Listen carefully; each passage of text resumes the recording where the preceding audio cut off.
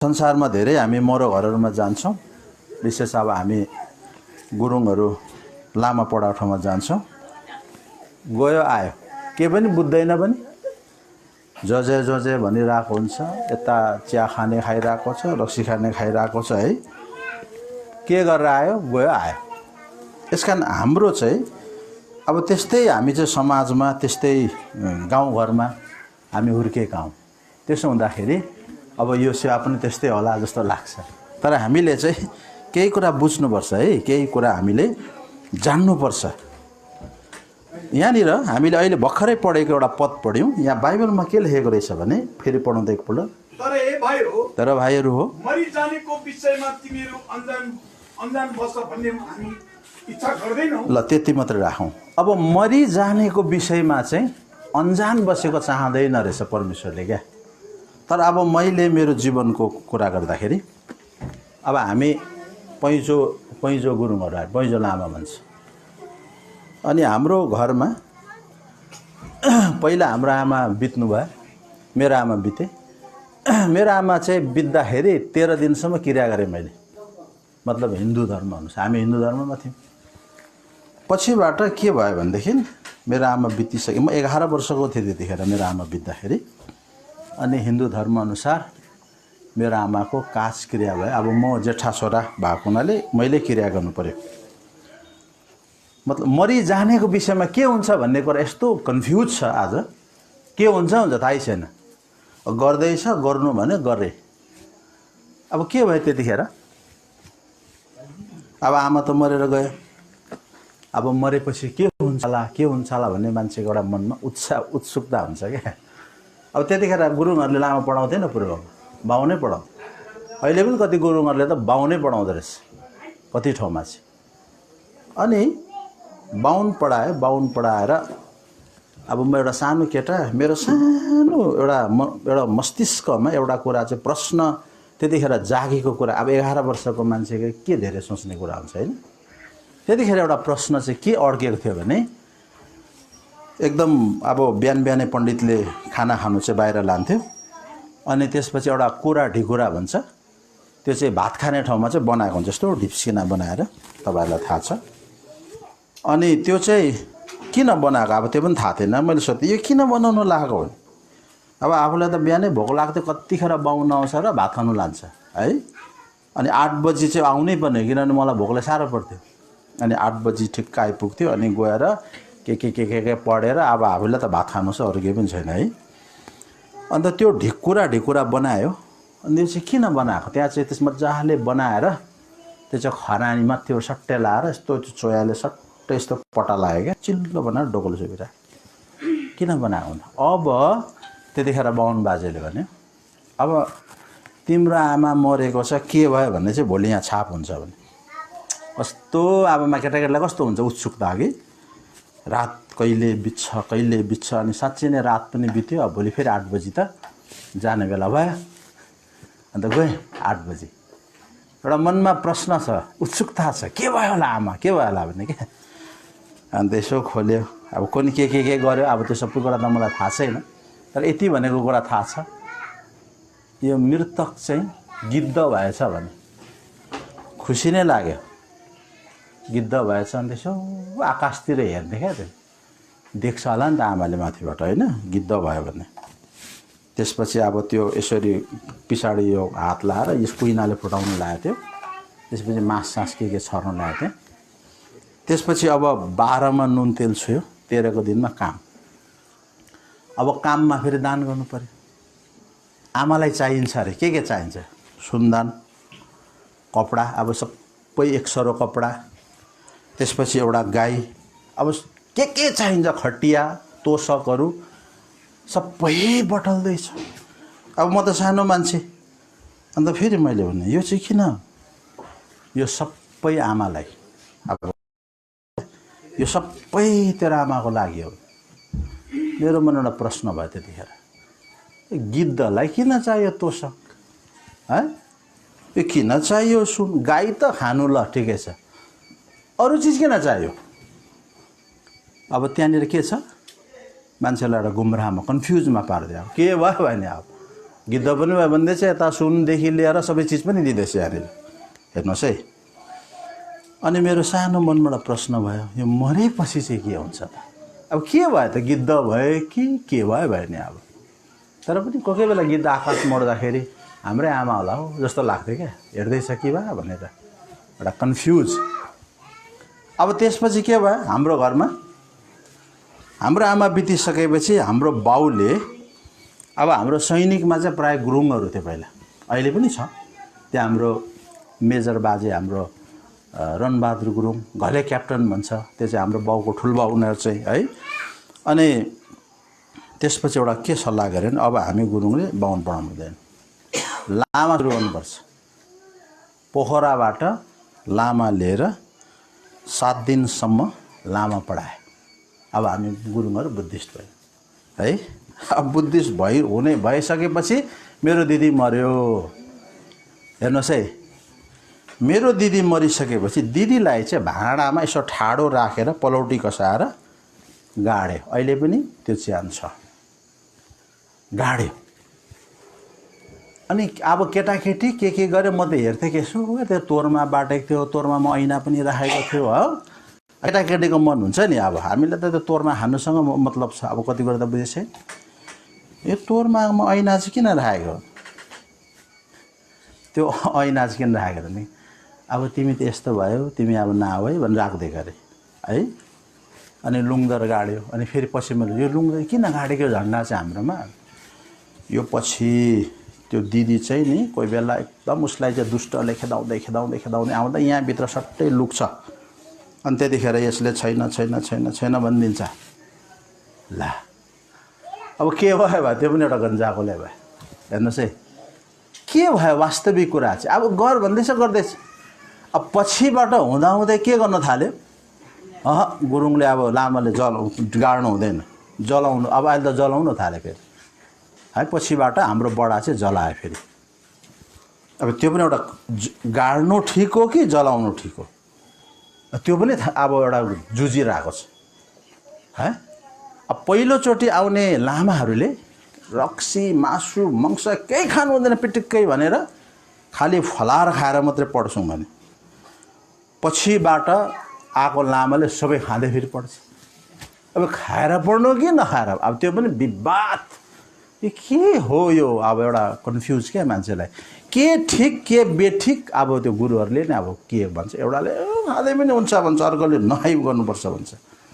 अनि गुरुङहरूमा बाजाबाज। हेर्नुहोस् है, एउटा कन्फ्युज के हुन्छ, के गर्नु भन्ने कुरा नै अब थाहा छैन।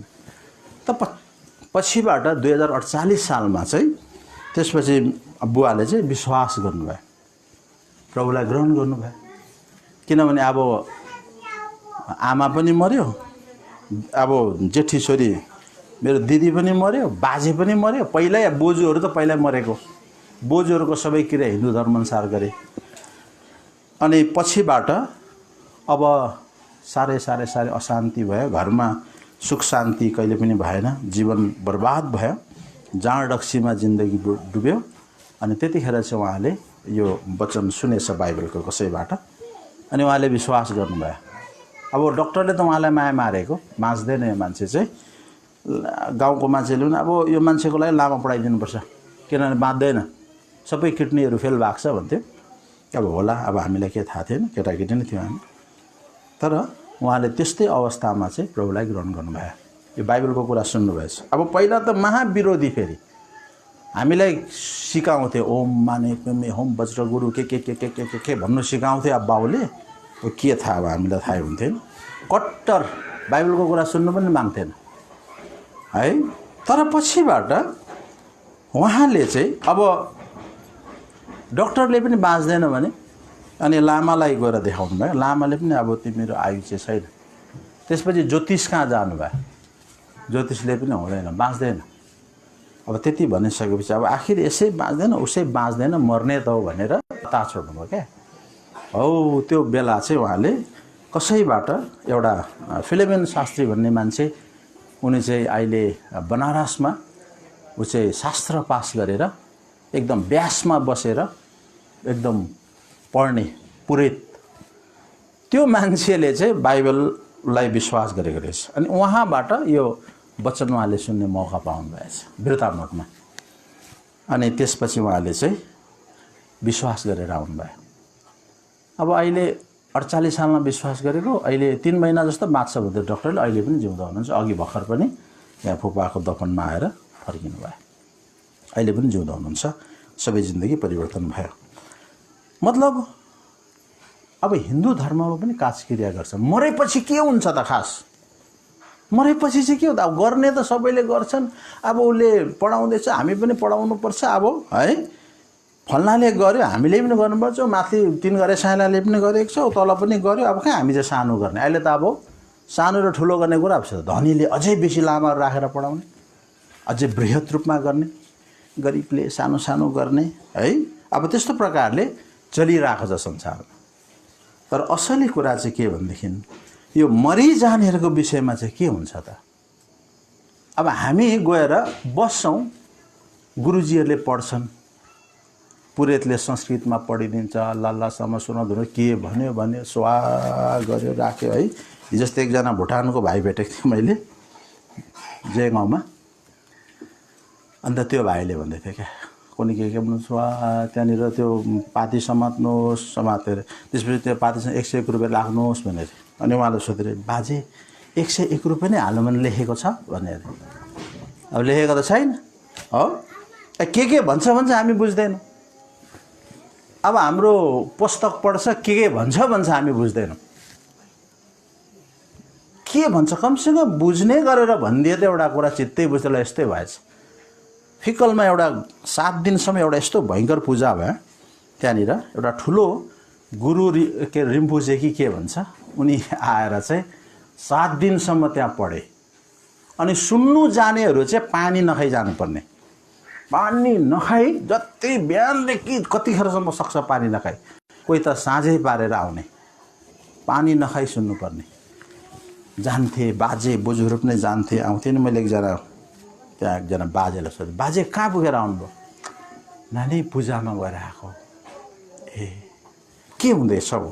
अहिले हाम्रो गुरु आउनु भएको छ, पढाएकै छ। अनि पानी तपाईँ चाहिँ के गएर पानी नखाइ सुन्छौँ हामी चाहिँ गएर। कति दिन भयो? 6 दिन भइसक्यो। के कुरा बुझ्नु अलिकति बताउनुहोस् न मलाई। कहाँ बुझ्नु, अब उसले पढेको भन्छ। पानी नखाइ सुन्नु अनि केही नबुझ्नु चाहिँ के गर्नु? त्यो कमसेकम बुझ्नु पऱ्यो। तपाईँ र मैले के गर्दैछौँ त्यो कुरा हामीलाई थाहा हुनु पऱ्यो कि। अब थाहै नभए हरेक चिज गरिदियो भनेदेखि चाहिँ अँध्यारोमा झटार हाने जस्तो मात्रै हो। यसकारण अहिले मृत्युपछि गर्ने जो संस्कारहरू छ यो यति साह्रो आज विकृति भएर गइरहेको छ। अहिले यति साह्रो विकृति भएर गएको छ।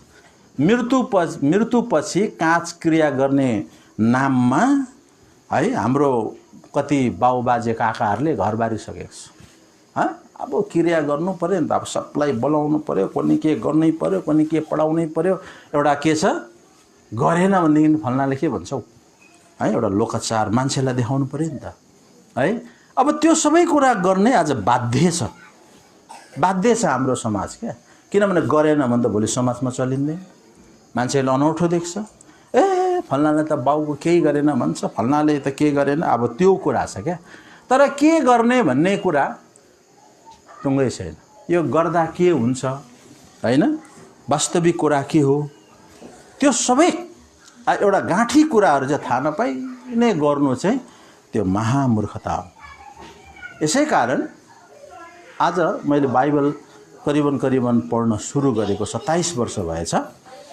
अनि बाइबलमा परमेश्वरको वचनमा चाहिँ यो मरिजानेको विषयमा चाहिँ यहाँ लेखेको रहेछ। यसै कारण आज हाम्रो यहाँनिर अब फुपा बित्नु भयो है। अब मान्छेले के भन्छ, ऊ बाउ जस्तो माथि खोक्दैछ त हँ। ल हेर्नुहोस् है, मान्छे शङ्का नि है। अब कसैले कोनी के पो भन्छ अरे, कोनी के भयो अरे। अब मान्छे शङ्खामा मान्छेको जिन्दगी बित्छ। हेर्नुहोस् है, अब मान्छेलाई त्यो पत्तै हुँदैन मैले के गरेँ, के गर्नुपर्ने, कसो हुनुपर्ने भन्ने कुरा। यसकारण यहाँनिर यो बाइबल शास्त्रमा चाहिँ के लेखेको रहेछ भनेदेखि हामीले भर्खरै पढ्यौँ। मरिजानेहरूको विषयमा तिमीहरू अनजान रहेको म चाहना गर्दिन। परमेश्वरले हामीलाई कहिले पनि गुमराहमा पार्न चाहनु। सफा कुनै पनि चिज हामीले हेर्छौँ भनेदेखि नि सब चिज हामीलाई सफा चाहिन्छ हैन। एकदम हामीले कुनै सामान बजारमा किन्नु पर्यो भने यो ओरिजिनल हो कि होइन, यो कहाँ बनिएको, त्यो सबै कुराहरू पल्टै हेर्छौँ हामी। अनि चित्त बुझ्यो भने किन्छौँ, नभए किन्दैनौँ हैन। अब त्यस्तै प्रकारले यो मृत्यु संस्कार पनि जो छ, यो मृत्युपछि गर्ने कुराको विषयमा, यो जानेहरूको विषयमा पनि अब हामीले राम्रोसँग बुझ्नु जरुरी छ है।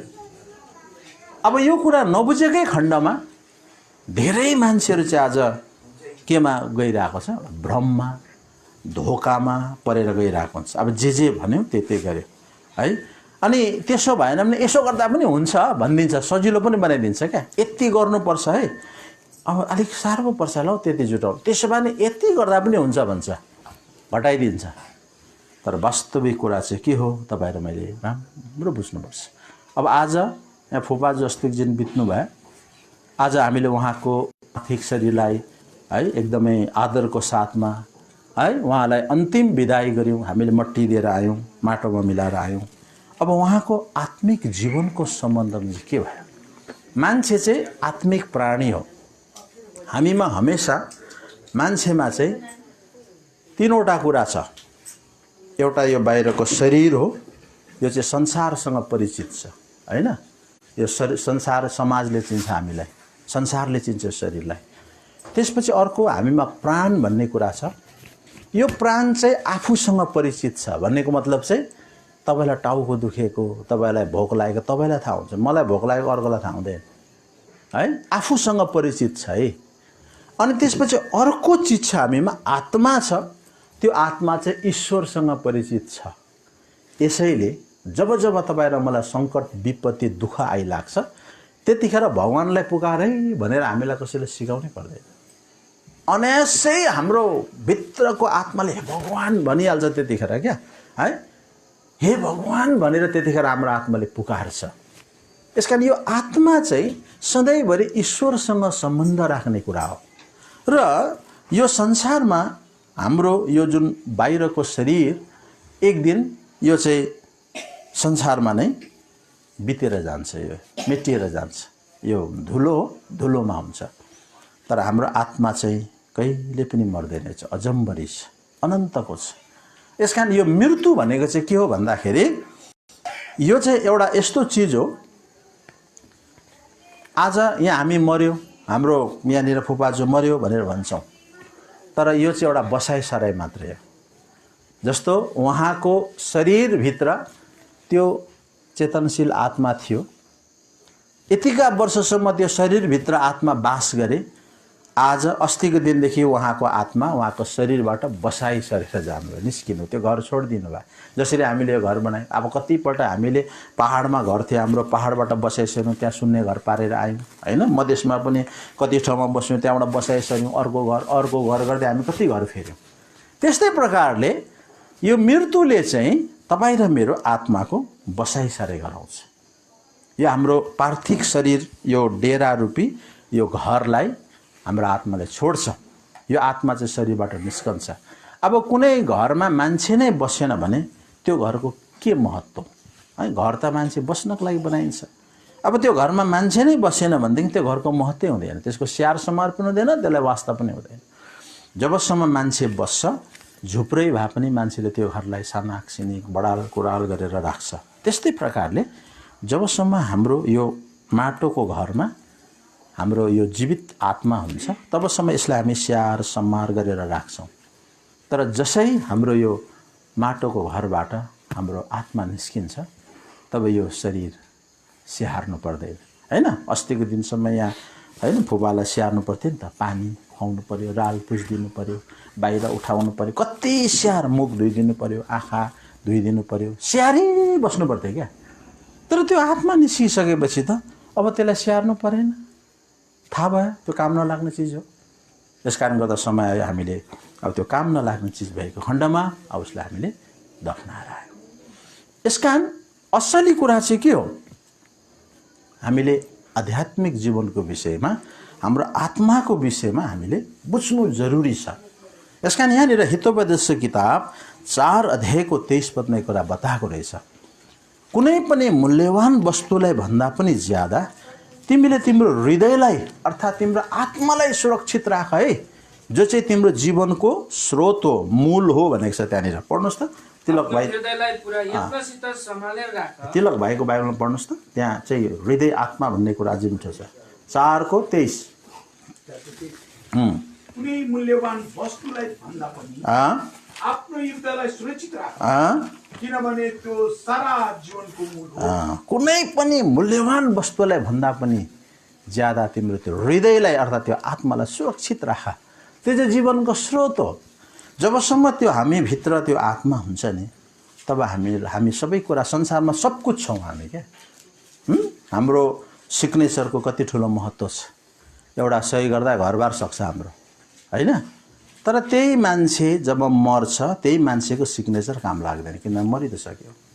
यसको मतलब चाहिँ उसको शरीरको महत्त्व होइन, उसको आत्माको चाहिँ ठुलो महत्त्व छ। यसकारण कुनै पनि मूल्यवान वस्तुभन्दा ज्यादा तपाईँ र आज म सुन चाँदीको कति फिक्री गर्छु, होइन? आमामा सानो सुन छ भने घरको पनि मुख्य कोठामा, मुख्य कोठाको पनि मुख्य दराजमा, मुख्य दराजको पनि केमा मुख्य त्यो चाबी लाउने एकदम त्यो सानो पकेटमा राख्छु। किन? हामीलाई थाहा छ त्यो मूल्यवान चिज हो।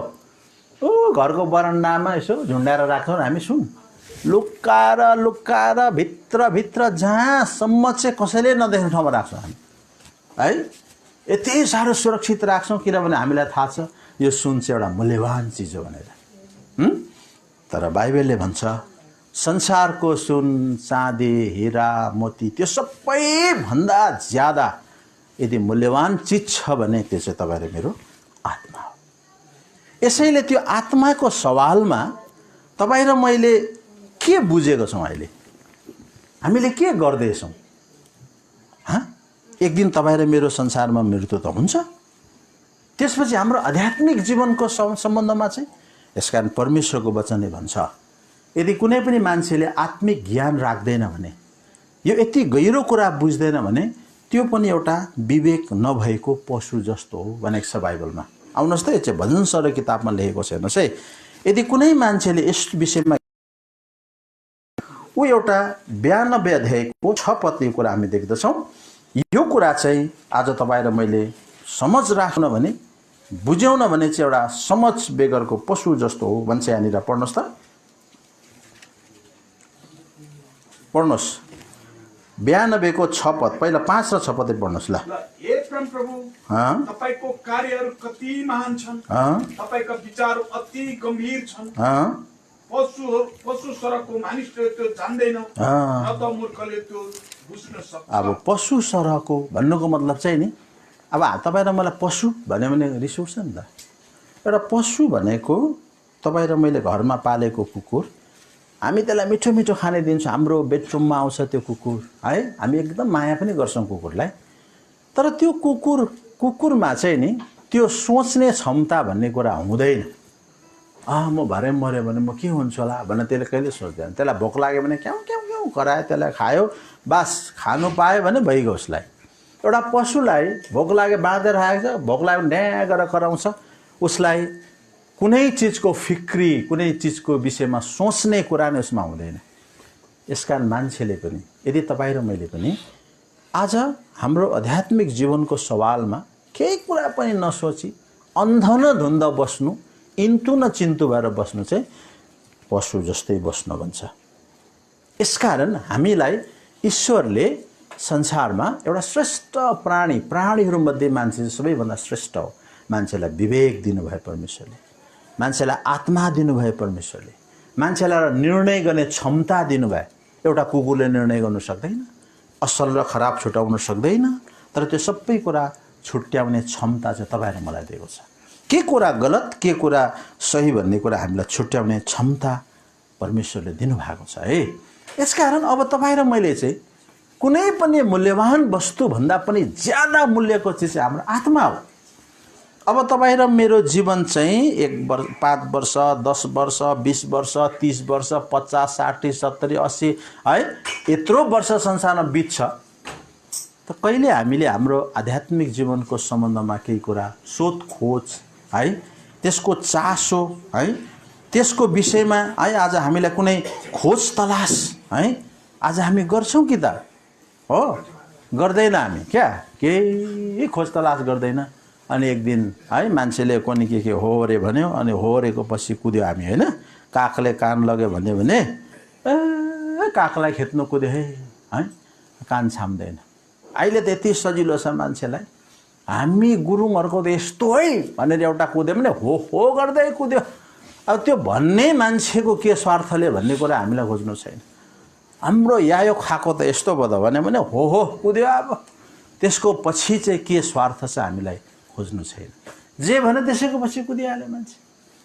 कमसेकम गएर सोध्नु खोज्नु पर्छ नि त हामीले होइन। मान्छेहरू त्यस्तो हुन्छ क्या, कुदिरहेको तपाईँलाई कोही बेला हेर्नुहोस् न, कुदिरहेको हुन्छ अर्को पनि कुद्छ के भयो भने उसलाई पनि थाहा खोइ के भयो अरे भने ऊ पनि कुदिरहेको हुन्छ। अनि के भयो ऊ पनि खोइको नि त के भयो अरे भने कुदिरहेको हुन्छ। भरे त्यहाँ जाँदाखेरि एउटा कुकुरलाई गाडीले हिर्काएको हुन्छ, अरू केही पनि भएको हुँदैन। ठुक्क कुकुरलाई अब गाडीले हिर्काएको रहेछ भनेर आउँछ, तर मान्छे के गर्छ? होरेमा कुदिरहेको हुन्छ। यसकारण तपाईँ र म होरेमा कुद्नु हुँदैन। यसकारण धर्म कर्म भन्ने कुरा पनि होरेमा अरे भन्ने कुराको पछि हामी जानु हुँदैन। वास्तविक कुरा के हो, सत्य कुरा के हो, त्यो कुरालाई चाहिँ हामीले खोज तलास गर्नुपर्छ। अनि सत्य कुरा खोज्ने, यो तलास गर्ने आज परमेश्वरले तपाईँ र मलाई एउटा चेतना, एउटा विवेक परमेश्वरले दिएको छ। कुनै पनि चिज गलत सही के हो भन्ने कुरा छुट्याउने तपाईँलाई क्षमता दिएको छ नि त, हामीलाई दिएको छ नि त। कसैलाई पनि है आज त्यो क्षमता नभएको त त्यो पशु भइगयो। यसकारण तपाईँ र मलाई हरेक गलत र सही भन्ने कुरालाई खुट्याउनुपर्छ। यसकारण अब पवित्र शास्त्रले चाहिँ मरिजानेहरूको सवालमा चाहिँ अब के भन्छ? अब हामीले के बुझ्यो? जस्तो मैले एउटा कुरा गरेँ, मरिजानेको विषयमा के हो के हो एउटा कन्फ्युजमा राखिदिन्छ। 84 लाख भनिदिन्छ। अब के हो 84 लाख है? मान्छेले यहाँ 50-60 वर्षको जिन्दगी बिताउनु कहाँसम्म? 84 लाख जुनीको कुरा गरिदिएको छ है।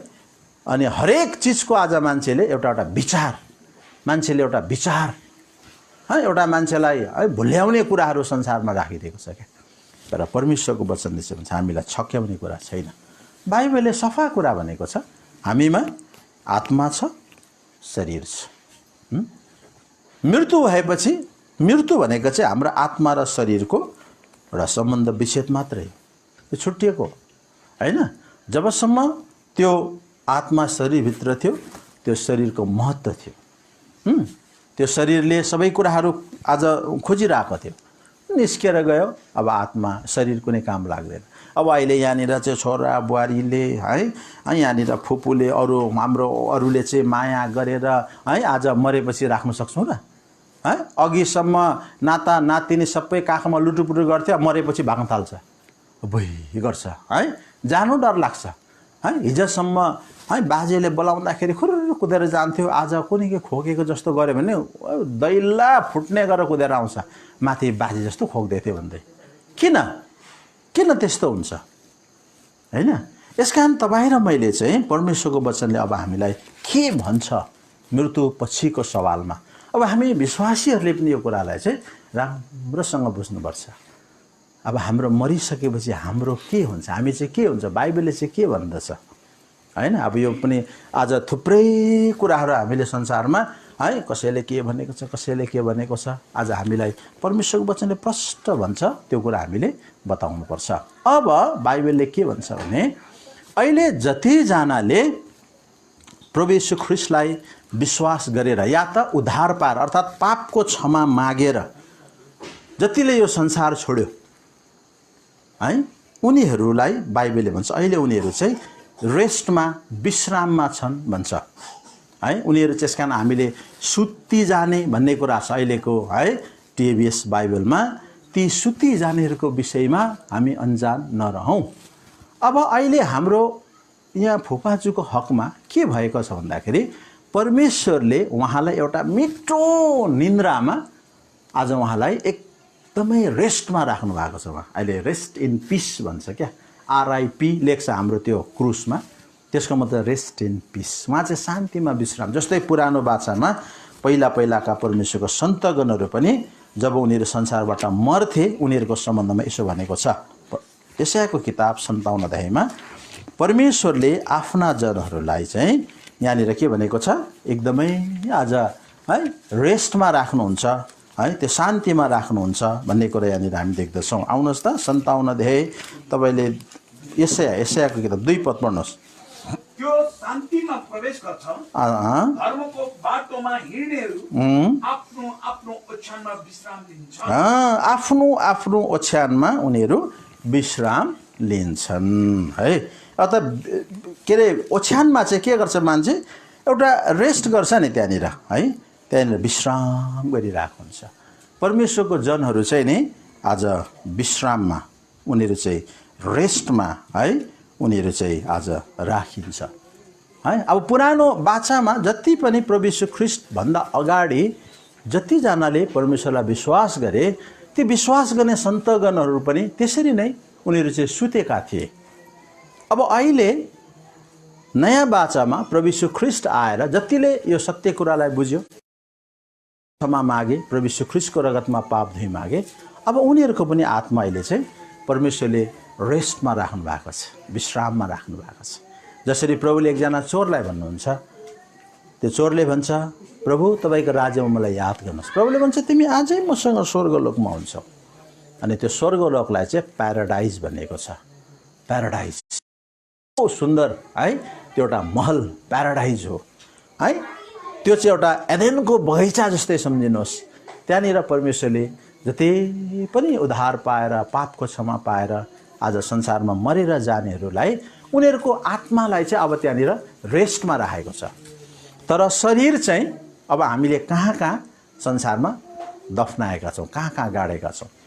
अब अहिले वर्तमान समयमा नै न त परमेश्वरलाई विश्वास गरेर मर्ने उद्धार पाउनेहरू, न त अहिले उनीहरू अनन्तको स्वर्गमा गएको छ, पिताको काखमा गएको छ, न त प्रभुलाई ग्रहण नगर्नेहरू पनि नरकमा गएको छ।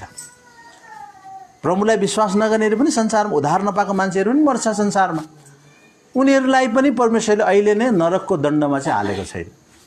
उनीहरूलाई पनि परमेश्वरले अहिले कैदमा अधलोकमा आज राख्नु भएको छ।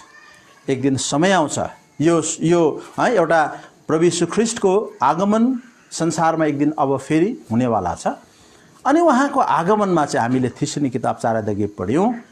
त्यहाँनिर 4 अध्यायको अब 14 पद पढ्नुहोस् त, के भन्छ, प्रभु यीशु मसीहको आगमन हुन्छ अब। अनि आगमन भएको बेला चाहिँ एउटा घटना घट्छ संसारमा। पढ्नुहोस् त 14।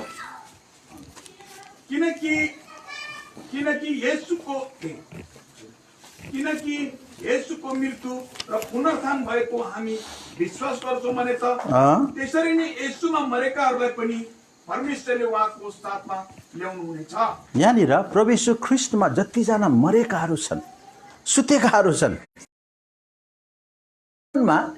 आउनु हुँदा चाहिँ अब ती सुतेकाहरू जस्तो हाम्रो फुपाजुदेखि लगायत जतिजना पावल, पत्रस, योहन्ना, याकुब प्रभु यीशु मसीहको पुनरुत्थान पछि जति पनि संसारमा प्रभुलाई विश्वास गरेर ख्रीष्टमा मर्नेहरू छन् उनीहरूलाई परमेश्वरले रेस्टमा राख्नु भएको छ।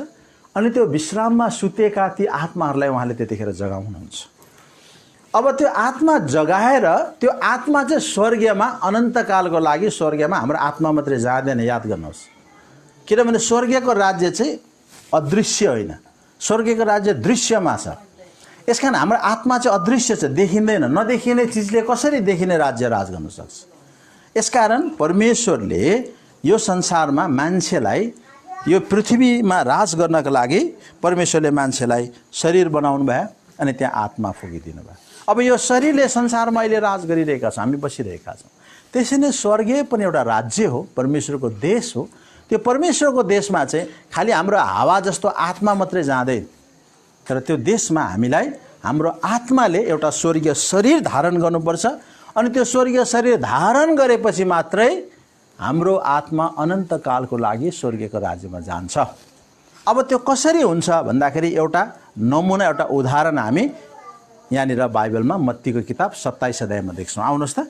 जतिजना प्रभु यीशु ख्रीष्ट आउनुभन्दा अगाडि अर्थात् प्रभु यीशु मसीहको त्यो क्रुसमा प्राण त्याग्दै गरेको समयभन्दा अगाडि जति पनि ईश्वरलाई विश्वास गर्ने भक्तजनहरू थिए उनीहरू पनि यसरी नै सुतेका थिए अनि उनीहरूका शरीरहरूलाई विभिन्न ठाउँमा दफनाइएको थियो है।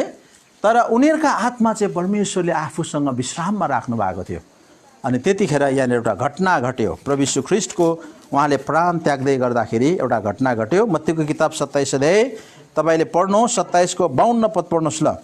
ज्यानहरू गरिए अनि र सुतेकाहरू पवित्र पवित्र राम्रो पढ्नु। जनहरूको धेरै लासहरू पुनरुत्थान भयो।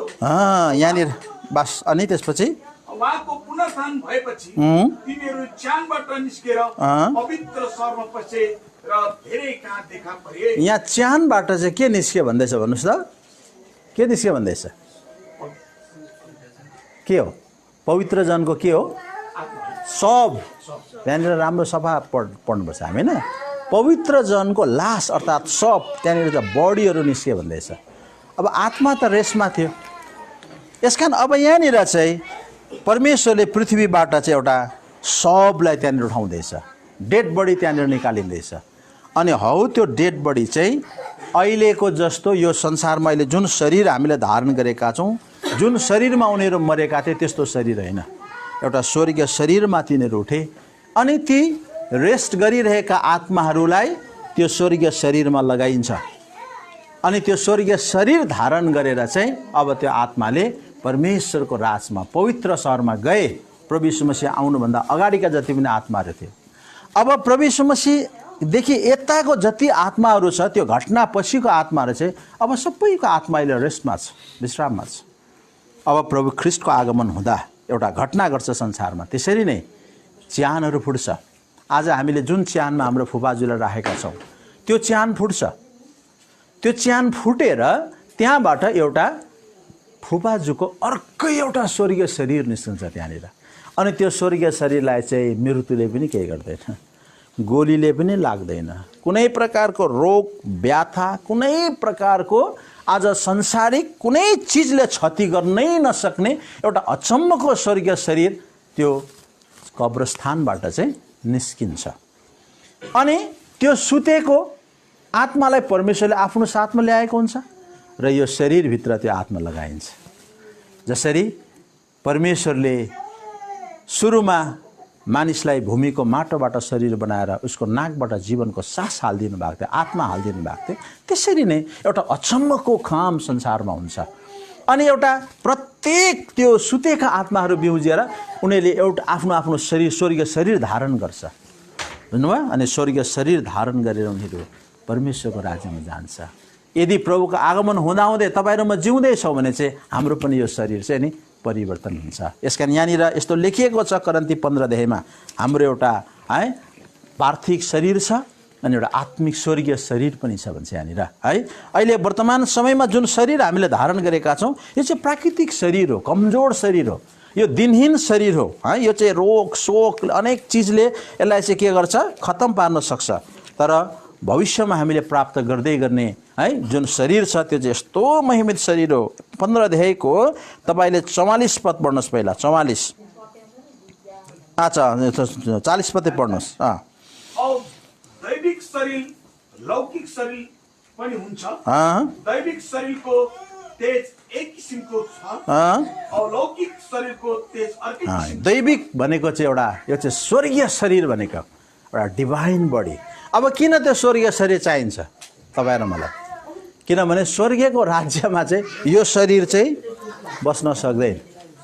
यो शरीरलाई चाहिँ यही संसारको हावापानीसँग मिल्ने बनाउनु भएको छ परमेश्वरले। यसकारण यो पृथ्वीमा मात्रै मान्छे रहन सक्छ। यो पृथ्वी बाहेक अर्को कुनै पनि ग्रहमा मान्छे जानु सक्दैन बिना अक्सिजन, बिना कुनै पनि कृत्रिम चिजहरूको बेगर सहायता। यसकारण स्वर्गीयको राज्यमा पनि तपाईँ र मेरो एक दिन प्रवेश हुनु छ भने हाम्रो शरीरले पनि एउटा स्वर्गीय शरीर धारण गर्छ। अनि त्यो स्वर्गीय शरीरमा चाहिँ त्यो आत्मा परमेश्वरले जो फुकेको थियो त्यो आत्मा फेरि आज जो रेस्टमा हुनुहुन्छ, कति प्रभुमा सुत्नेहरूको, हामी जीवितहरूको त हामीसँग छँदैछ। आज प्रभुको आगमन भएको समयमा चाहिँ यदि हामी जीवित छौँ भने हाम्रो शरीर पनि परिवर्तन हुन्छ र परमेश्वरको जनहरूको पनि है ती सुत्ने मान्छेहरूले पनि स्वर्गीय शरीर धारण गर्छ। यसकारण अयुबले हेर्नुहोस् है, अयुबलाई कहिले पनि यसरी ऱ्याप्चरको सम्बन्धमा, बौरी उठाइको सम्बन्धमा है, जसरी अहिले हामीले परमेश्वरको वचन सुन्दैछौँ नयाँ शरीर धारण गर्ने सम्बन्धमा, आज उनलाई परमेश्वरको वचन कसैले पनि सुनाएको थिएन। तर पवित्र आत्माले उसलाई अघिबाटै बताइसकेको थियो। आउनुहोस् त, यो मिठो कुरा छ अयुबको किताब 19 अध्यायमा। यहाँनिर हामी यो कुरा देख्छौँ, उनले यस्तो अचम्मको कुरा गर्छ है यहाँनिर अयुबले नि है। आउनुहोस् त, अयुबको किताब हेर्नुहोस् है, अयुबको किताब 19 अध्याय 26 पद पढ्नुहोस् कसैले। ल, अयुबको किताब 19 को 26 पद पढ्नुहोस् त। औँसाहरूले मेरो छालापछि मेरो शरीर नाश गरे तापनि म मेरो शरीरमा म परमेश्वरलाई। अब यहाँ हेर्नुहोस् है, यो शरीरलाई चाहिँ औँसाहरूले नाश गर्छ, तर फेरि म परमेश्वरलाई मेरो शरीरमा देख्छु भन्दैछ यहाँ। यसको मतलब चाहिँ अयुबले पनि यो कुरालाई थाहा गरिरहेको छ कि परमेश्वरले मलाई एक दिन नयाँ शरीर दिनुहुनेछ अनि म त्यो नयाँ शरीर धारण गर्छु अनि एउटा नयाँ शरीरमा, एउटा स्वर्गीय शरीरमा म परमेश्वरलाई देख्नेछु भन्ने कुरा गरेको उसले यहाँनिर। त यही कुरा हो, यही कुरा तपाईँ र मैले पनि बुझ्ने कुरा यही हो। आज हामी विश्वासीहरू पनि जतिजना प्रभुलाई पाएर, जसले साँचो उद्धार मुक्ति पाएको छ, परमेश्वरले उनीहरूको आत्मा चाहिँ रेस्टमा राख्नु भएको छ। अनि प्रभुलाई विश्वास नगरेको आत्मा पनि अहिले नरकमा गइहालेको छैन। उद्धार नपाएको आत्माहरू नरकमा चाहिँ परमेश्वरले न्यायपछि मात्रै हाल्नुहुन्छ। प्रत्येक संसारको मान्छेको परमेश्वरले एक दिन न्याय गर्नुहुन्छ। यसकारण बाइबलमा लेखिएको छ है, मान्छेको एकपल्ट मरण, त्यसपछि हरेक मान्छेको न्याय हुन्छ। हिब्रूको किताब 9 अध्यायको 27 पद है, प्रत्येक मान्छेको न्याय हुन्छ। अहिले मान्छे प्रभुलाई विश्वास गर्ने होस् नगर्ने होस्, कसैको पनि आत्मा मरेर कुकुर बिरालो कुनै के घोडा केही पनि हुँदैन अहिले है। परमेश्वरले उद्धार नपाएका आत्मालाई अधोलोकमा राख्नुहुन्छ, उद्धार पाएका आत्माहरूलाई विश्राममा राख्नुहुन्छ, शान्तिमा राख्नुहुन्छ। तर समय आउँछ परमेश्वरले एक दिन हरेकको न्याय गर्नुहुन्छ। पढ्नुहोस् त लु। यहाँसम्म कि जसरी मानिसको निम्ति एकचोटि मरण, त्यसपछि इन्साफ नियुक्ति भएको छ। अब तपाईँ र मेरो चाहिँ यो कुरा पक्का याद गरिराख्नुपर्छ। हामी एक दिन मर्छौँ, मरिसकेपछि हाम्रो जिन्दगी सिद्धिँदैन, हाम्रो न्याय हुन्छ। अनि त्यो न्याय चाहिँ कसले गर्छ? त्यो न्याय चाहिँ परमेश्वरले गर्नुहुन्छ। सेतो सिंहासनमा बसेर नि एउटा धर्मी सत्य ईश्वरले तपाईँ र मेरो न्याय गर्छ। हामीले संसारमा कस्तो जीवन बिताए? उपदेशको किताब 12 अध्याय, उपदेशको किताब 12 अध्याय भन्छ, मान्छेले गरेको हरेक असल होस् वा खराब कामको परमेश्वरले एक दिन के गर्नुहुन्छ? हिसाब किताब लिनुहुन्छ है। उपदेशको किताब। यसकारण तपाईँ र मैले चाहिँ आज यो कुरा सोच्नु हुँदैन कि हामी संसारमा मरेपछि दुःखै लुक्यो भन्ने कुरा होइन। 12 अध्यायको तपाईँले 13 पद अनि 14 पद पढ्नुहोस्। सम्पूर्ण कुराको निष्कर्ष के हो त? के हो त? परमेश्वरको भय मान र उहाँका आज्ञाहरू पालन गर। 14 पद चाहिँ पढ्नुहोस्। किनकि परमेश्वरले हरेक काम, हरेक गुप्त कुराको न्याय गर्नुहुनेछ।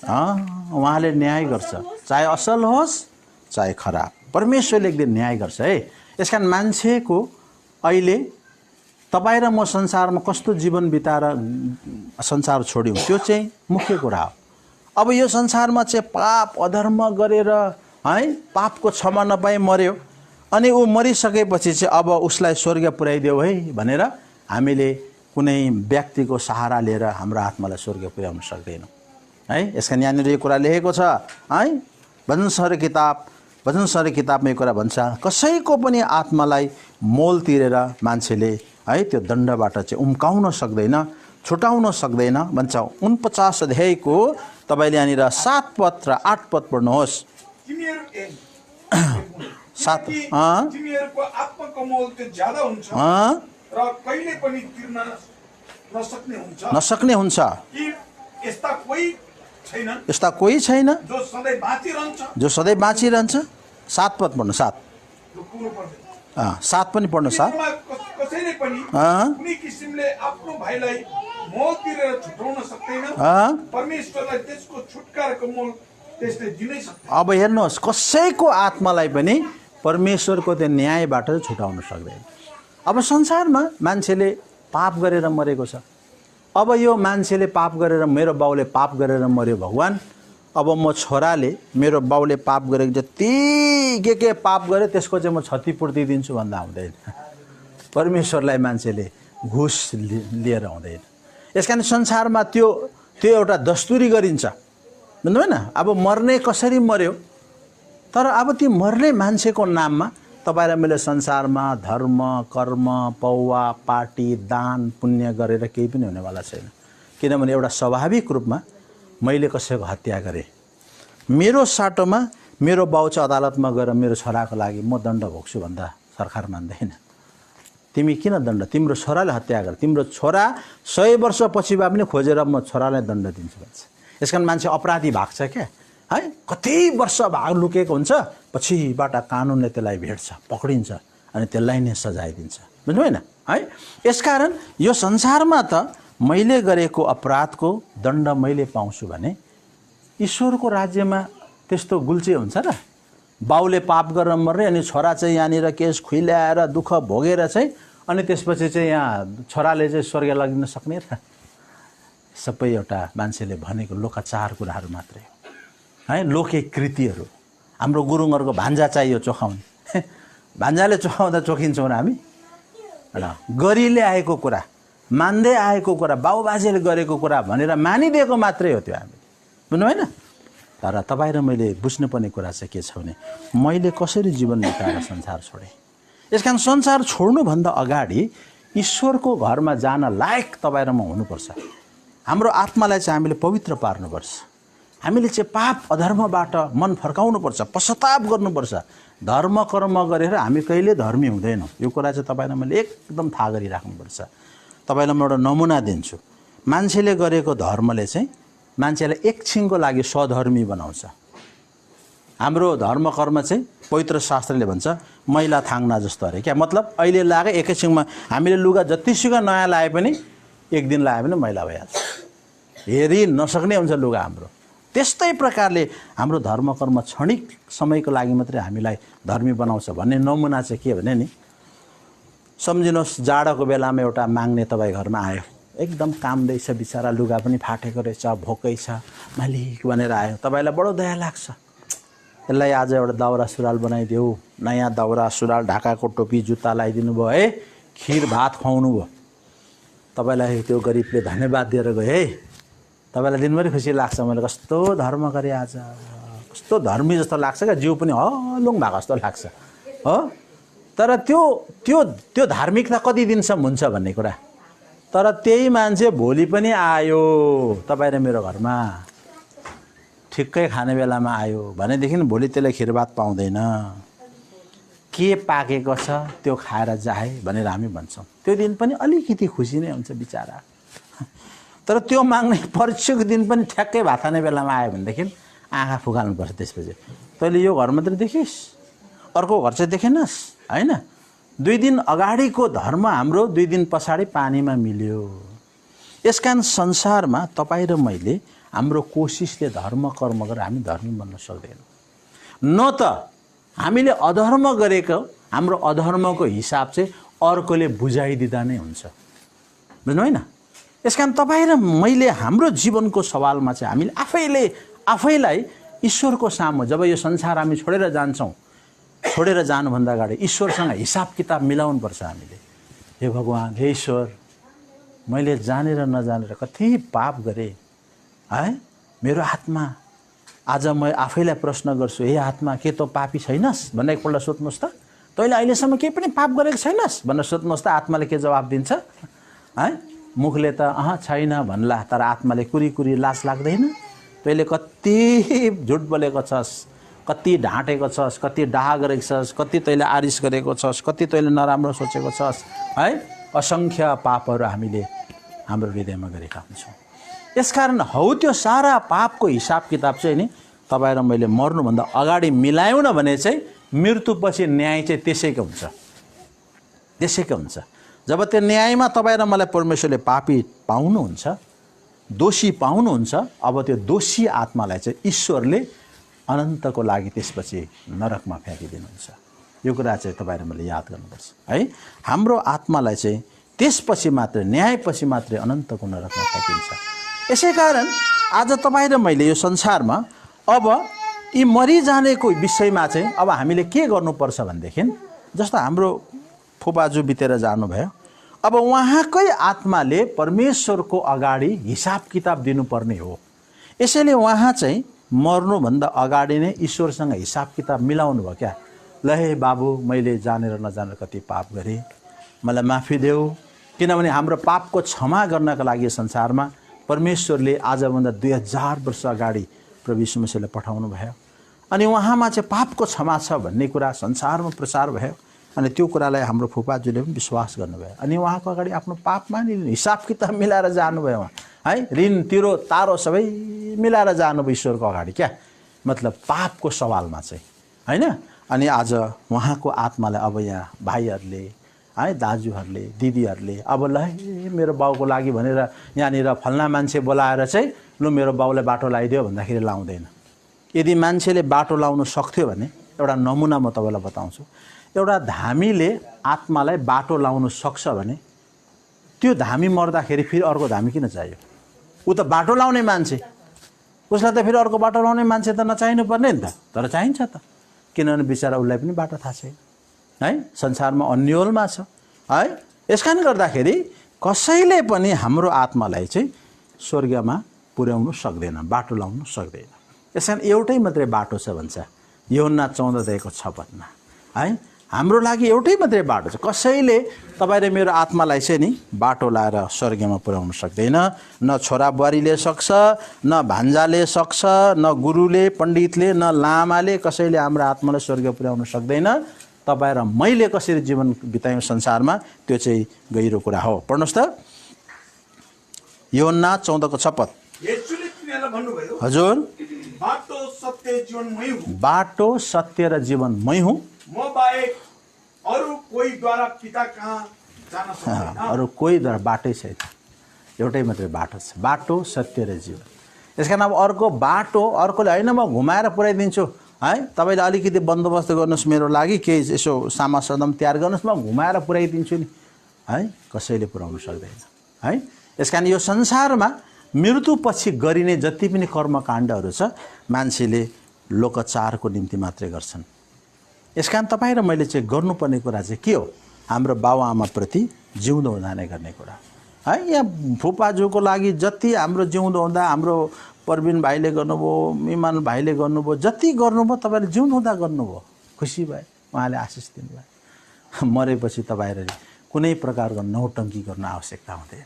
किनभने बिचारा केही त पाउँदैन, त्यो सबै कुरा त्यो त अनावश्यक कुराहरू छ है, त्यो त बेकारको वैयत कुराहरू छ, त्यो त है गरिल्याएको कुरा, भनिल्याएको, सुनिल्याएको कुरा मात्रै हो त्यो। यसै कारण परमेश्वरको वचनले चाहिँ भन्छ हाम्रो मरिसकेपछि अब यदि उहाँहरूले परमेश्वरलाई नपाउनु भएको भए आज यहाँनिर ढ्याङ्ग्रो बजिरहेको हुने थियो यहाँनिर अर्कै माहौल अर्कै हुने थियो यहाँनिर हैन। किन भन्नुहोस् त, अब बाटो लाउनु पर्यो नि त है, किनभने बिचरा बाटो नपाइ मरेको हुन्थ्यो। तर बाटो लाउने पनि बिचरा अन्यलमै छ। तर आज किन यो सब कुरा यहाँ हुँदैन? किनभने उहाँ आफैले नै त्यो बाटो सत्य जीवनलाई पाएर जान आफैले त्यो साँचो बाटोलाई भेटाउनु भयो।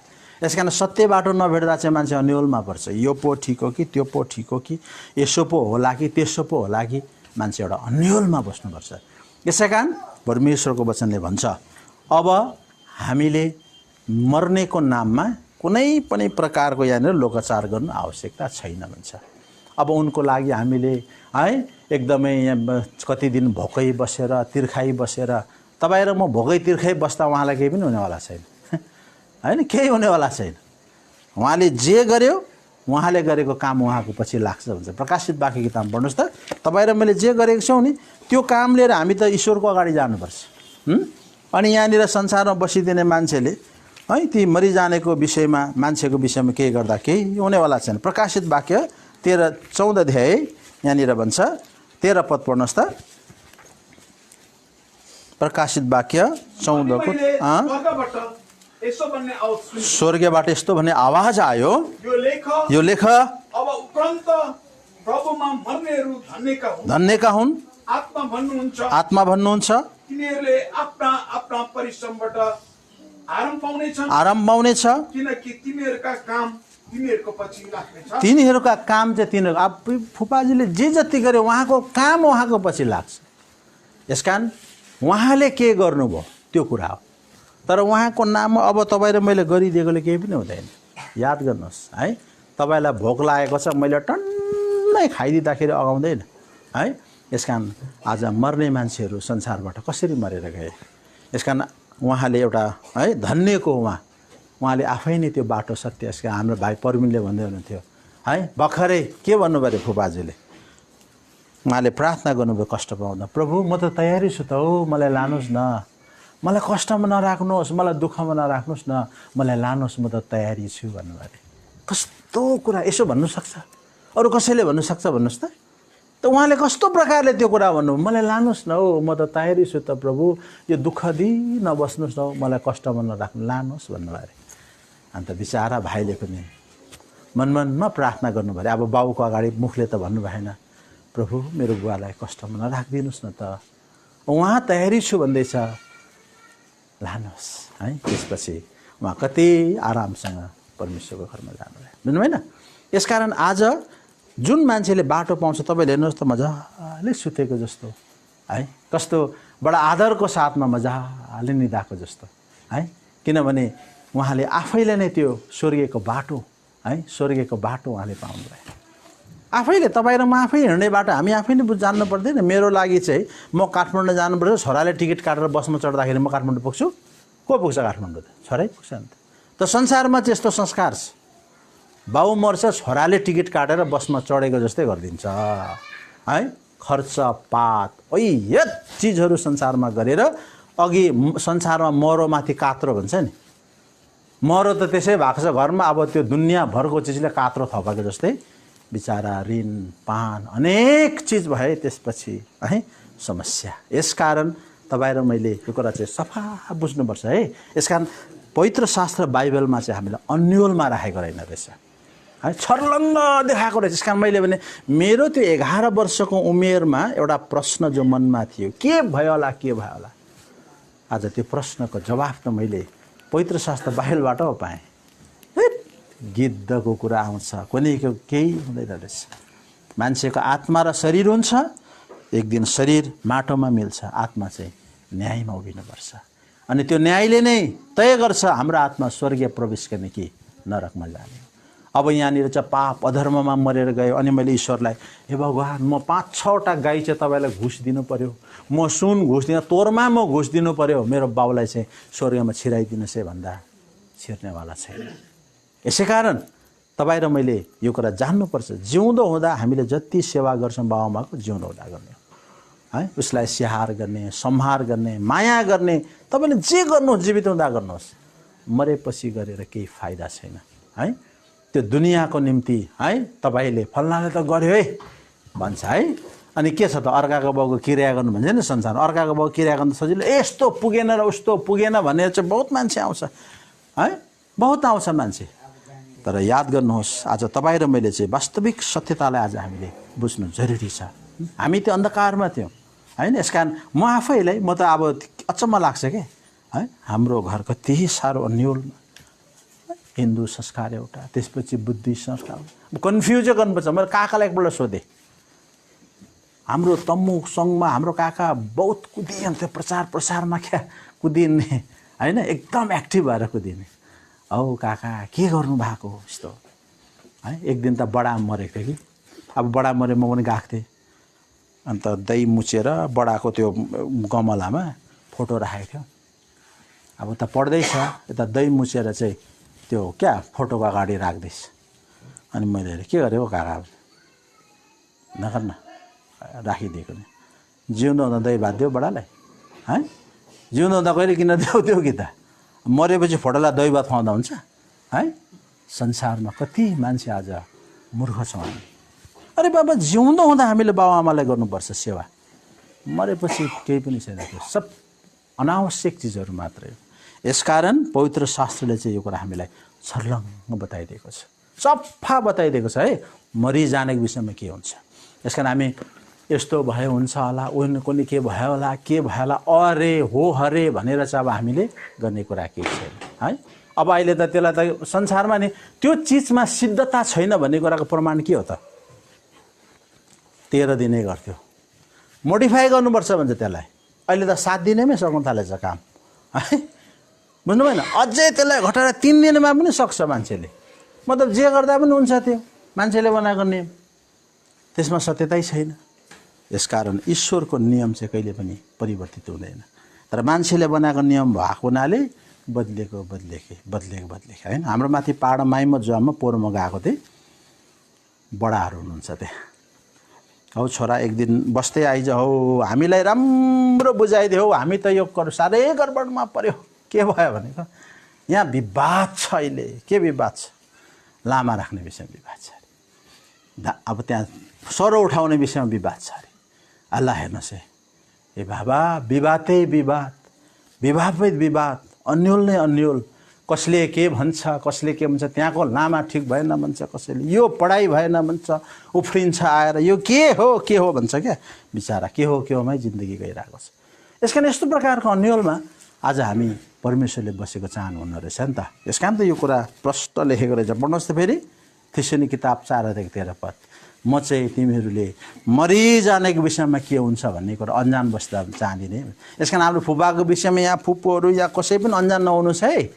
उहाँ परमेश्वरको विश्राममा हुनुहुन्छ अहिले, मिठो निन्द्रामा सुतिराख्नु भएको छ। त्यस कारण एउटा कुनै मान्छे रेस्ट गर्छ भने त्यो रेस्ट गर्ने मान्छेको लागि कुनै मान्छे दुखित हुन्छ र है? तपाईँ र मेरो घरको बाउ चाहिँ बिचरा काम गर्दा थाकेर एकछिन रेस्ट गर्दैछ, अनि त्यहाँ छेउमा बसेर कुन चाहिँ मूर्ख ग्वाक्की रुन्छ गएर है, अरे सुतिरहेको छ बाउ, पिट्टा लाएर त्यहाँ निन्द्रा बिम्जिन्छ भनेर खेद्छ भयो त होइन? सुतेको मान्छेको अगाडि कोही पनि रुँदैन नि त। त्यस्तै प्रकारले फुबाजु मिठो निन्द्रामा सुतिरहनु भएको छ। त्यस कारण तपाईँ र म रुएर, तपाईँ र म करा माया लाग्छ, हामीलाई उहाँको रिक्त स्थान भुल्नुहोस्। हामी कठोर पनि त होइन, मान्छे हो, हाम्रो मन पग्लिन्छ, सम्झना आउँछ, हरेक चिजले हामीलाई के गर्छ, त्यो यादले हामीलाई पिरोल्छ है। एकदम हाम्रो मन दुखित हुन्छ। तर अब त्यो सबै कुरा अब यस्तै भयो होला भनेर हामी सँगैसँग बस्ने कुरा चाहँदैन। उहाँ त मिठो निन्द्रा हुनुहुन्छ है। एक दिन समय आउँदो रहेछ, परमेश्वरले उहाँलाई जगाउनुहुन्छ, त्यो आत्मालाई साथमा लिएर आउनुहुन्छ, अनि उहाँको जुन ठाउँमा हामीले डेड बडी राखेका छौँ, प्रभुको आगमनमा त्यो च्यान फुट्छ त्यहाँबाट। एउटा यस्तो दामी शरीर उहाँले पाउनुहुन्छ है। यसका बाइबलमा भन्छ परमेश्वरले हाम्रो दिनहीन शरीरलाई नि यस्तो महिमामय शरीर बनाइदिनुहुन्छ अरे क्या है। अब अहिलेको शरीरमा त प्रेसर, सुगर, अनेकौँ चिजहरूको विराम, तर त्यो महिमापूर्ण शरीरमा कुनै रोग व्याख्या हुँदैन। यस कारण हामीले चाहिँ गाडेको, हामीले दफनाएको है। यस कारण मैले भने नि है, कतिपल्ट अब म आफै पहिला त्यही लामाहरू आएर चाहिँ एकदम यसरी पलौटी कसाएर चाहिँ मेरो दिदीलाई गाडेको मेरो आँखालाई अहिले पनि च्यान्छ। अब पछि फेरि उनीहरू फेरि जलाउनु भन्छ। अब के हो यो खास कुरा? के हो अन्यलमा छ है। उनीहरू यो पहिला सबै कुरा केही नखाइकन फलफुल खाएर गर्नुपर्छ, उनीहरू फेरि सब कुरा खाएर पनि हुन्छ भन्छ। सत्यता त्यहाँनिर केही पनि छैन। एउटा मान्छेलाई भुल्याउने, मान्छेलाई एउटा गरिदिने कुराहरू मात्रै छ है। यस कारण तपाईँ र मैले वास्तविक कुरालाई, सत्य कुरालाई चाहिँ बुझ्नुपर्छ। अनि के कुरा ठिक हो कि होइन भन्ने कुरा छुट्याउने विवेक तपाईँ र मलाई देख्छ। कसैलाई पनि गलत्याएर जबरजस्ती गर्ने कुरा आउँदैन नि त। यो कुरा चाहिँ ठिक हो, यो कुरा चाहिँ ठिक होइन भन्ने कुरा छुट्याउने क्षमता हामीसँग छ नि त है। हामीले जे पनि गर्थ्यौँ, हामीले परमेश्वरको, साँचो परमेश्वरको सेवा हामीले गर्दै आज हामीले आइरहेका थियौँ क्या। तर कति समय अघिदेखि हाम्रो बाउबाजेहरू त्यो सत्य परमेश्वरबाट टाढा भएर गयो। यहाँनिर यो चाहिँ मलाकीको किताबमा लेखेको रहेछ, हाम्रो बाउबाजेको पालादेखि नि यो परमेश्वरबाट मान्छे चाहिँ बिरानो भएछ क्या। अनि आज मान्छेले बनाएको धर्मविधि, रीति नियमतिर मान्छे चाहिँ बङ्गिएर गएछ है। अनि आज साँचो परमेश्वरबाट चाहिँ टाढो भएर मान्छे गएछ। मलाकीको किताबमा आउनुहोस् त, यो कुरा यहाँनिर हामी देख्छ हेर्नुहोस् है। तिमीहरूको पिता पुर्खाको समयदेखि तिमीहरू मदेखि टाढो भएर गयौ भन्छ यहाँनिर क्या है। आउनुहोस् त, गलाती के अरे मलाकीको किताब 3:7 पढ्नुहोस्। यहाँनिर यो कुरा भन्छ, मलाकी किताब 3:7 पढ्नुहोस् त।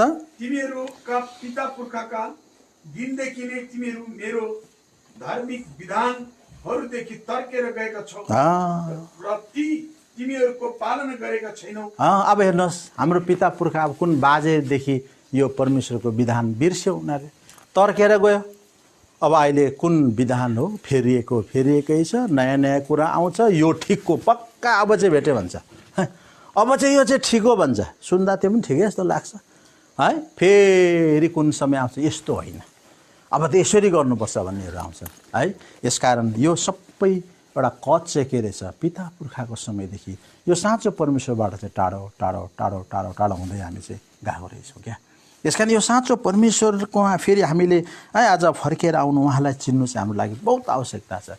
जबसम्म हामी साँचो ईश्वरलाई चिन्दैनौँ तबसम्म उहाँको यो धार्मिक विधानलाई पनि बुझ्नु सक्दैन। अनि हामीलाई जसले जे भने त्यहीमा हो।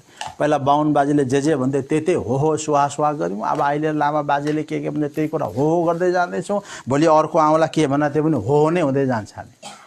किनभने हामीले साँचो धार्मिक विधानलाई, ईश्वरीय नियमलाई हामीले बिर्सेर गएका छौँ। यसै कारणले गर्दा परमेश्वरले आज हामीलाई एउटा मौका दिनुभयो। यस कारण आज हाम्रो फुपाजीले एउटा साँचो परमेश्वरलाई पाइकन अब उहाँ अनन्तको बाटो, स्वर्गीयको राजमा है, त्यो अनन्त कालसम्म विश्राम पाउने जग्गा उहाँले निश्चित गरिसक्नु भएको छ। अहिले रेस्टमा हुनुहुन्छ। समय आउँछ उहाँको शरीरले पनि एउटा महिमाको शरीर धारण गर्छ। त्यसपछि अनन्तकालको लागि एक दिन हामी उहाँलाई एउटा महिमाको शरीरमा देख्छौँ है। अहिलेको जस्तो बुढो भएको एकदम रोगले हे भएको शरीरमा होइन, एउटा चम्किलो शरीर, एउटा तेजस्वी शरीर भन्छ क्या। यस्तो सुन्दर शरीरमा नि एक दिन हाम्रो भेटघाट हुन्छ त अन्त उनले भन्छ, हे नानी हो, म त तिमीलाई पर्खिरहेको थिएँ नि हो है। हेर्नुहोस्, यसकारण आज उहाँको चाहना छ है। अब हाम्रो यहाँ दिदीहरू कति हुनुहुन्छ है, बहिनीहरू हुनुहुन्छ, कतिजना हुनुहुन्छ। अब तपाईँहरूले पनि यदि एक दिन है हाम्रो बाबालाई भेट्ने इच्छा छ, तपाईँको बाबालाई फुपालाई भने नि तपाईँ पनि तयारी हुनु पऱ्यो नि त है। यसकारण यहाँनिर एउटा मान्छे छ क्या, एउटा धनी मान्छे मर्छ। मान्छेलाई नि जिउँदो हुइन्जेल चाहिँ स्वर्गीयको कुरा त अल्छी पो लाग्छ त, गर्छ सुन्दैन है। आम्मामा पिक्चरको कुरा गऱ्यो भने चाहिँ कान ठाडो पर्दै सुन्छ है, यति साह्रो चासो लिँदै सुन्छ। तर आज स्वर्गीय जाने कुरा गऱ्यो भने मान्छेले हाई गर्छ, पत्यार लाग्दैन। तर एक दिन अचानक जब मृत्यु हुन्छ नि त्यतिखेर मात्रै मान्छेले स्वर्गीयको कुरा खोज्छ अरे क्या। आउनुहोस् त, एउटा धनी मान्छे छ, यो मान्छेले कहिले पनि स्वर्गको कुरा खोजेन। संसारमा पैसा सम्पत्ति कमाउनु, मोज मस्ती गर्नु नै वाह जिन्दगी भनेर उसले सम्झी बस्यो। तर यो मान्छेको एक दिन मृत्यु भयो, अचानक मृत्यु भयो। त्यसपछि के भयो? लुकाको किताब है, यहाँनिर 16 अध्यायमा यो कुरा हामी पाउँदछौँ है। यहाँनिर भन्छ क्या है, अचानक यो मान्छेको मृत्यु भयो। अनि यो मान्छेले के भन्छ यहाँनिर, आउनुहोस् त 16 अध्याय, लुकाको किताब 16 अध्यायको तपाईँले पढ्नुहोस् 23 पद, अच्छा 24 पद पढ्नुहोस्। अनि त्यसले चिच्चाएर भन्यो, हे पिता अब्राहम, म माथि दया गर्नुहोस् अनि लाजरसलाई पठाइदिनुहोस् र उसले आफ्नो औँलाको टुप्पो पानीमा चोबोस् र मेरो जिब्रो शीतल पारिदियोस्, किनकि म त्यस ज्वालाभित्र तडपिरहेको छु। नरक चाहिँ आगोको भट्टी हो, आगोको समुद्र हो नरक भनेको चाहिँ। नरकको झिल भनेको चाहिँ आगोको समुद्र है। त्यहाँ चाहिँ हाम्रो आत्मा हालिन्छ। आत्मा कहिले मर्दैन, जलिरहन्छ जलिरहन्छ जलिरहन्छ त्यहाँनिर क्या। अनि त्यो नरकको आगोको ज्वालामा तडपिँदै त्यो आत्माले पानी पानी भन्छ। यसकारण आज हामी पितृलाई पानी चढाउँछौँ नि त होइन, किन चढाएको पानी गरेर पानी चढाइरहेको हुन्छ हामी। पानी किन चढाएको? यस्तो जग्गामा त्यो आत्मा जान्छ, उद्धार नपाएको आत्मा, जहाँ एक बुन्द एक थोपा पानी पाउँदैन। एक थोपा पानीको लागि तडपिनुपर्छ त्यतिखेर हाम्रो आत्मा। यो धनी मान्छेको आत्मा उसले जिन्दगीभरि स्वर्गीयको राज्य खोजेन, मरेपछि आगोमा तडपिँदैछ, एक थोपा पानी एक थोपा पानी। तर जवाफमा छोरा तैँले संसारमा जे जति मोज गरिस् नि गरिस्, अब तेरो लागि कुनै पानीको बन्दोबस्त छैन। त अनन्तकालसम्म त्यो आगोमा जलिरहनुपर्छ, किनभने त्यो आत्मा कहिले आत्मा चाहिँ अमर हुन्छ नि। अनि यो मान्छेले के भन्छ, बडो दुःखको कुरा गर्छ यो मान्छेले क्या। तल आउनुहोस् त है, यसले मान्छेले के भन्छ, अब 26 पद पढ्नुहोस्। 26 पद पढ्नुहोस् त।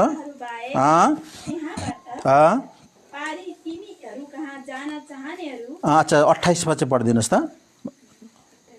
अच्छा 27 देखि नै पढ्नु, 27 देखि नै ल। तब त्यसले भन्यो, त्यो धनी मान्छे जो आगोमा जलिरहेको मान्छेले भन्यो, यसकारण हे पिता म बिन्ती गर्छु पठाइदिनुहोस्, पाँच भाइ छन्, उसले तिनीहरूलाई आग्रहपूर्वक गवाइदियोस्, तिनीहरू पनि नरकबाट त्यो मान्छेले बिन्ती गर्दैछ। हे पिता, एकजना पठाइदिनुहोस् यो स्वर्गबाट, त्यहाँ तल मेरो 5 भाइ छ है संसारमा, तिनीहरू पनि म जस्तै छ, धनको घमण्ड छ तिनीहरूलाई, रुपियाँ पैसाको घमण्ड छ, स्वर्गको खोजी छैन तिनीहरूलाई। तिनीहरूले चेतावनी दियोस्, सम्झाओस्, ताकि तिनीहरू म जस्तै तडपिन ठाउँमा नआओस्। हाम्रो मुक्ति नपाई नमर्ने, मुक्ति नपाई मरेका हाम्रा बाबुबाजेका आत्माले यसरी नै पुकार्छ। तर आज हाम्रो फुपाका आत्माले यसरी पुकार्दैन। आज हाम्रो फुपाका आत्माले चाहिँ भन्छ, परमेश्वर मेरो छोरी बाँचेको छैन, परमेश्वर मेरो बहिनी बाँचेको छैन, परमेश्वर यो बाटो तिनीले थाहा पाएको छैन, मैले जुन बाटो थाहा पाएँ, मेरो नानी, मेरो छोरी, मेरो बहिनीहरू एक दिन नरकमा जाँदैछ। तिनीहरूलाई सम्झाइदिनुहोस्, तिनीहरू पनि म जस्तै यो सुखको देशमा आओस्, नरकमा नजाओस्। आज फुपाको चाहिँ प्रार्थना त्यो हुन्छ। तर यो धनी मान्छेको प्रार्थना चाहिँ मेरो 5 भाइ म जस्तै जल्ने ठाउँमा नआओस्, नरकमा नआओस् भन्छ। याद गर्नुहोस् है। यस कारण जिउँदो हुँदा तपाईँ र म बहुत खेलान्ची गर्छौँ। अचानक मृत्यु भएपछि मात्रै हाम्रो आत्मा त्यतिखेर थाहा पाउँछ हाम्रो आत्माले। यसै कारण तपाईँ र मैले समयमा हाम्रो आत्माको विषयमा सोधखोज गर्नुपर्छ। के हो मृत्युपछिको आशा, के छ त, के छ त निश्चयता? तपाईँ र मैले गएर गुरुहरू काममा सोधौँ, गएर मृत्युपछि पक्का मेरो आत्मा स्वर्ग जानुपर्छ भने के हुन्छ त सोधौँ है। यदि त्यहाँनिर टुङ्गो छैन, सही जवाब छैन, असल जवाब छैन भनेदेखि नि तपाईँ र म समयमा नै सोच्नुपर्छ। मैले जस्तै एकजना मान्छे भेटेँ, 25 वर्ष बर्मामा, तिनी चाहिँ गुम्बामा बसेको मान्छे रहेछ। 25 वर्ष, अलिअलि वर्ष पनि होइन। अन्त उससँग मेरो यस्तै बातचित हुँदै गयो। अन्त मैले भने, उसले भन्यो, तपाईँले पाप केलाई भन्नुहुन्छ गुरु? मैले भने, पाप किरा फटेङ्ग्रा यो हत्या गर्नु पाप भने। ठिक छ, कुखुरा मार्नु पाप भयो कुखुरा। उसो भए तपाईँले संसारमा मार्नु पाप भन्नुहुन्छ भने तपाईँले जीव भनेको चाहिँ संसारमा हरेक चिजमा जीवन छ है। तपाईँलाई जब ज्वरो आयो, त्यो ज्वरो आउने पनि एउटा कीटाणु हो, रोगको कीटाणु हो। तपाईँ औषधि खानुहुन्छ, खान्छ नि त्यो त, अनि कीटाणु त मऱ्यो नि त। तपाईँले हिँड्दाखेरि कति चिजहरू मार्नुहुन्छ, कति चिजहरू टेक्नुहुन्छ, त्यो तपाईँको आँखाले देख्दैन। त्यो चाहिँ के हुन्छ? यहाँ देखेको कुखुरा भाले मात्रै मारेको पाप, नदेखेको चाहिँ असङ्ख्य हजारौँ जीवाणु मारिरहेको हुन्छ है। अब त्यसको जवाफ छैन। त्यसपछि हेर्नुहोस् है, एउटा अधुरो उत्तर। अनि मैले उहाँलाई एउटा अर्को पनि प्रश्न गरेँ। म एउटा गुरुङ हो, यस कारण तपाईँले वास्तविक कुरा चाहिँ त्यहाँनिर छ भने मलाई पनि बताउनुहोस्, बा म गल्तीमा छु कि भनेर मैले भने। तपाईँले बताइदिनुहोस्, किनभने हामी त्यो गर्दा गर्दै यता हामी आयौँ, बाइबलतिर आयौँ। अहिले 27 वर्ष भयो। तपाईँले यस विषयमा अलिकति मलाई प्रस्ताइदिनुहोस्।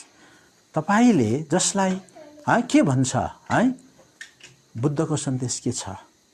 मूर्ति नपुज्नु भनेको छ कि छैन है? नपुज्नु भनेको छ कुनै प्रतिमा, तर आज किन पुजिन्छ प्रतिमा? त्यहाँदेखि त्यसले त्यस्तो गम्भीर कुरा गर्यो है।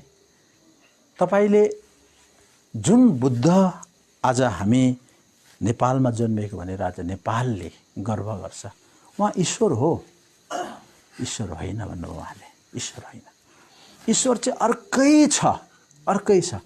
त्यसो भए तपाईँ भन्नु सक्नुहुन्छ ऊ चाहिँ ईश्वर होइन भनेर? त्यसो भन्यो भने हामीलाई मान्छेले मार्छ भन्छ। त्यो त गुमराहमा राख्नु भएन नि त। वास्तविक कुरा बताइदिनु पर्यो तपाईँले। जे तपाईँको शास्त्रमा सत्य छ त्यही कुरा बताइदिनुपर्छ।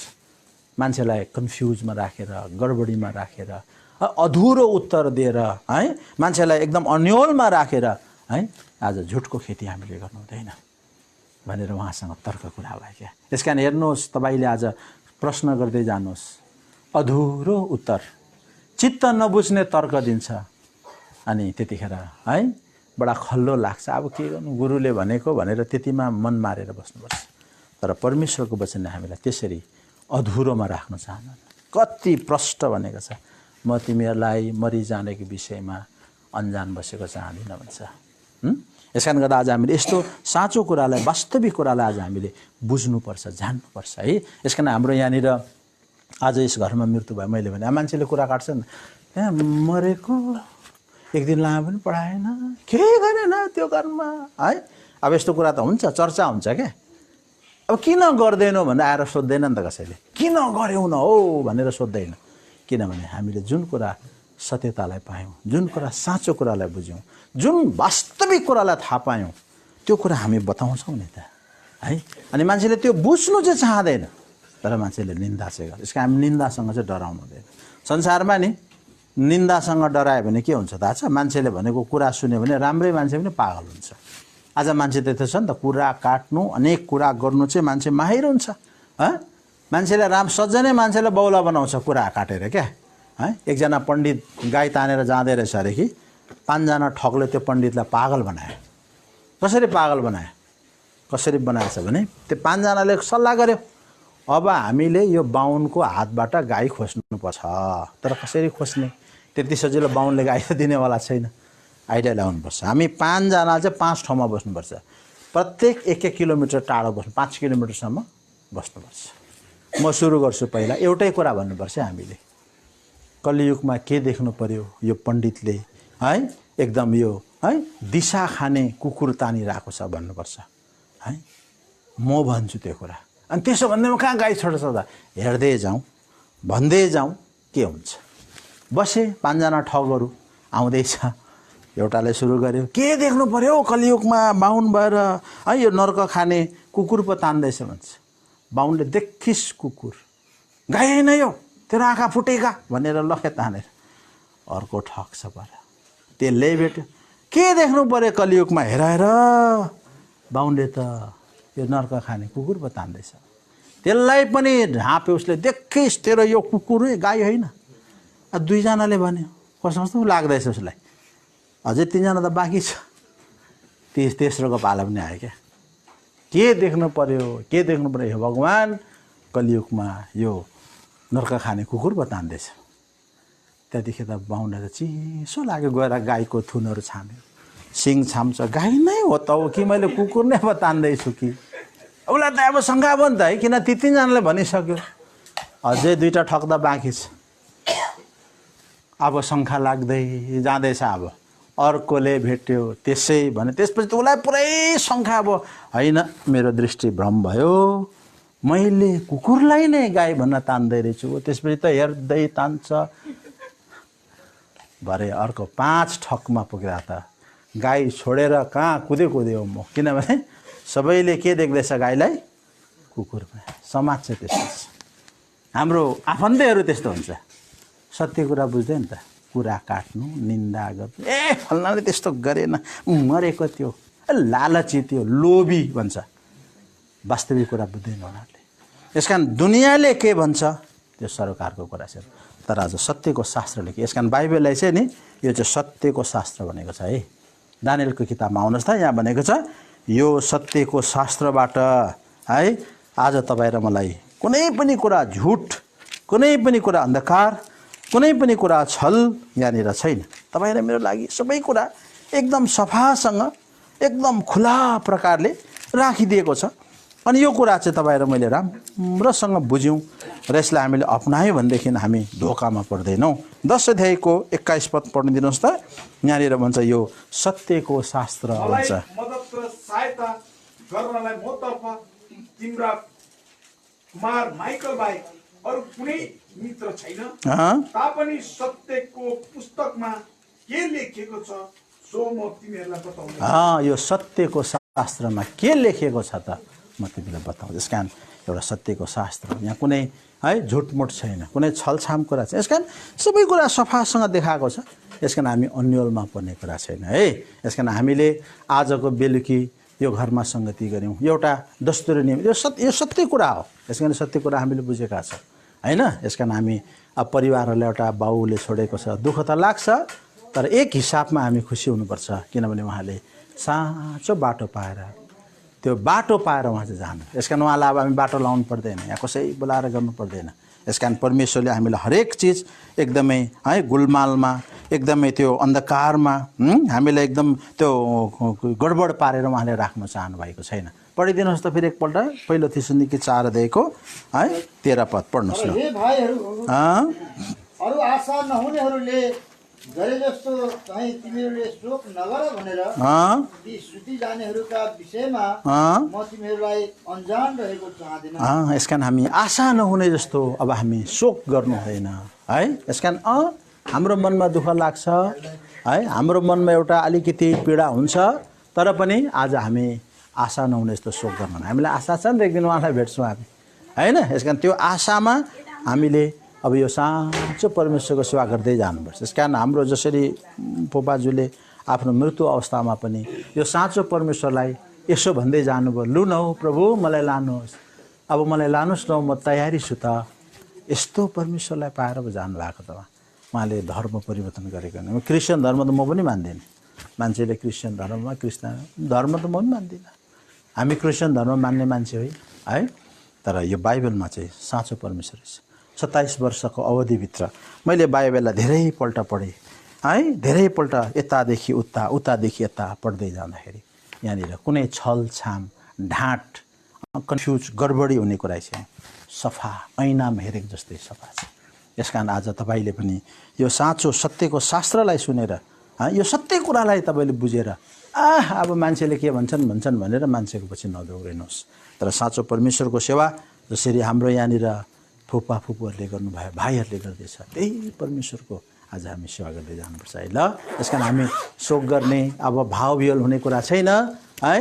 हामीलाई मनमा एउटा पीडा त छ, बाउ गुमाएको छौँ, हामीले पति गुमाएको छौँ है, फुपा मामा काका बडा गुमाएको छौँ, पीडा त छ, तर पनि हामी आशा नहुने जस्तो देखाउटी चाहिँ गर्दैनौँ ल। यस कारण प्रभुले हामीलाई सहायता गरेका हुन्।